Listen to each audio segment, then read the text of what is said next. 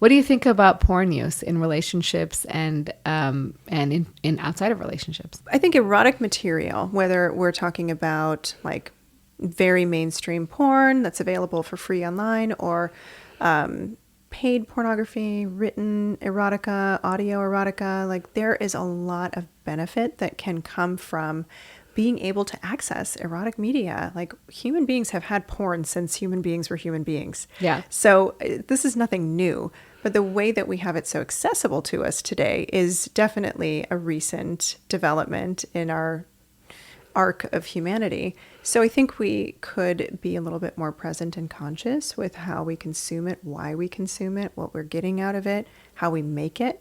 But porn will always reflect whatever is in the collective unconscious of the zeitgeist. So what we see in porn is not porn's fault, right?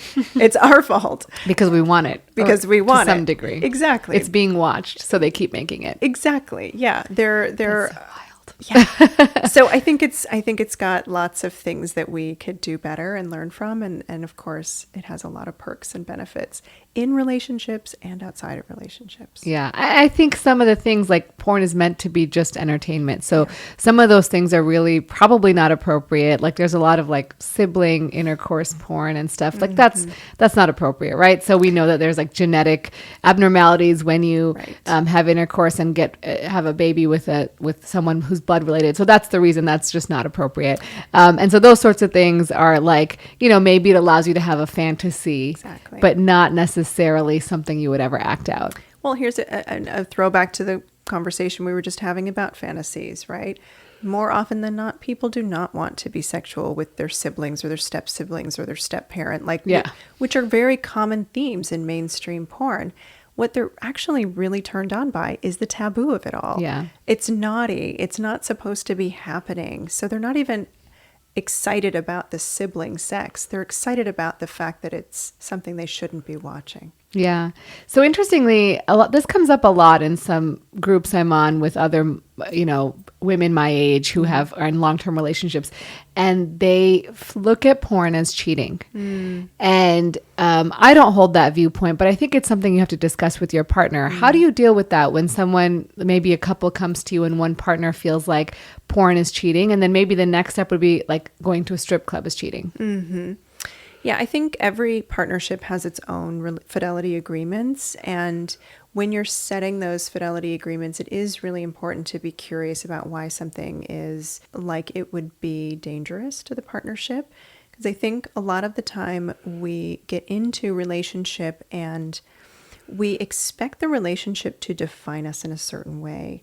And so when we conflate the health of our relationship with our identity or the way we believe ourselves to be viewed and seen in the world, that's when we start to get extra controlling around what's happening in that relationship. But I think there's a lot of merit to the concerns that some people have when their partner is distracted in the relationship by something else, like porn or going to strip clubs. And if they're not able to prioritize that intimacy in their partnership, then it does feel like a third that's getting in the way. And it's understandable. And I would have the same concerns if it were golf or if it were knitting or if it were watching Star Wars every Saturday. Like, what is happening that your intimacy is getting deprioritized? What is that about? And I think when couples get to a place where they can understand that, then it is easier to make room for some things like porn or, other kinds of experiences that may have felt really threatening before. Yeah. So I think really understanding why you find that threatening and why the other person is using it, and making space for like, okay, maybe it's not so, in some cases, maybe it's not so threatening to your relationship, but you have some insecurities about it. And other times maybe it really is threatening because they're prioritizing that over being with you. Mm-hmm. So, I think that's really important. That comes up all the time. It does. It really does. But I think that also reflects a lot of like purity culture values that a lot of folks take into relationship with them. Like, we are now responsible for each other's sexual well-being. And like, that is a lot of pressure. That's a lot. And a lot of, that's a lot of like confinement. And it's not realistic to police your partner's fantasies. In fact, it's really unhealthy. Yeah, like what if they fantasize about someone else? It doesn't mean anything about your relationship. Doesn't. No, Yeah. I fantasize about so many things Same. and so many people. Yeah. And my partner and I are able to talk about that, and we kind of laugh about it. And he does the same thing, you know? Yeah. I think that's really important, and realizing like we don't expect our partners to be everything to us. Like we don't expect them to be our girlfriend that goes shopping with us. We don't expect our partner to be the person we gossip with. You know, like we have different people for different parts of life, and we have them for a part of our sexuality. But that doesn't mean that they have to be all of our sexuality. And like looking at other people or watching pornography and maybe even going to a strip club may not be a negative thing for that person. It may just be an expression of their sexuality, but they still prioritize you and want you as their sexual partner, right? But again, realizing within your own relationship context what that means for them is really important, because sometimes it could be that they're doing this and they prefer this over being with you. And then that's a problem. Yeah. Well, and it also can sometimes exacerbate like other dynamics going on in the relationship. Like if someone is watching a lot of porn or they're going to a strip club and they're coming home to their partner and they're saying, well, you don't do these things. Yeah. And you don't look like that. You know, that's really problematic behavior. And I would say, in fact, that it's not the strip club or the porn that is causing the problem. It's the partnership and the attitude there that is happening, right? The entitlement that's happening.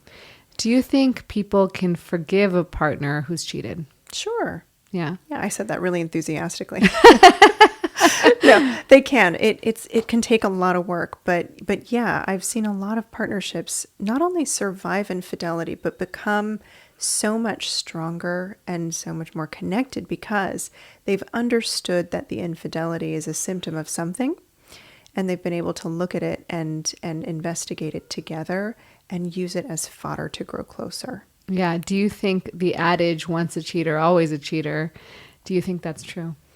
No, I think for some people, like there definitely is an ingrained expectation that they should be able to do whatever they want. There's a lot of entitlement for some folks, but that's not always the case. And that's not always what drives infidelity. So I think we have to look at people's intrapsychic organization as well as what's happening interpersonally and think about like the gestalt of who they are and who they are as partners. Yeah, I think that's really important. I've actually seen some of my friends survive infidelity and have much stronger relationships for it.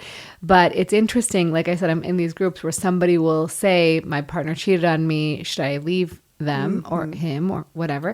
And the almost always gut reaction is yes from 90% of the people. And I think that can be really damaging sometimes because sometimes there's a lot there that's worth saving. Yeah.